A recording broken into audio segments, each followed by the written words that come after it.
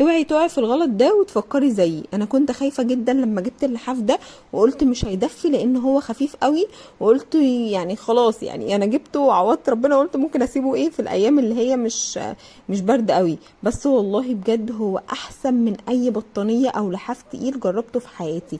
يعني ولا تقولي بطانيه 9 كيلو ولا تقولي لي بطانيه 10 كيلو. اللحاف ده برغم ان هو خفيف بس بيدفي جدا. اول ما بتخشي تحتيه كده في عز البرد بتحسي ان كده انك انتي يعني قاعده جوه دفايه كهرباء.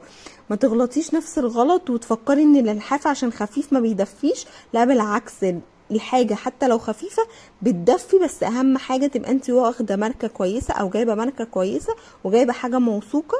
لو عايزة تتفرجي على الفيديو كامل انا قايلة فيه الماركة وقايلة فيه الاعداد اللي المفروض تجيبيها اساسا في جهازك، هسيب لكم اللينك بتاعه في اول تعليق، وهسيبه لكم في الديسكريبشن تحت، تقدروا تخشوا عليه وتشوفي كل حاجة انا قايلاها، وايه الماركات الكويسة اللي تجيبيها وايه الماركات اللي ما ينفعش تجيبيها عشان هي مش حلوة.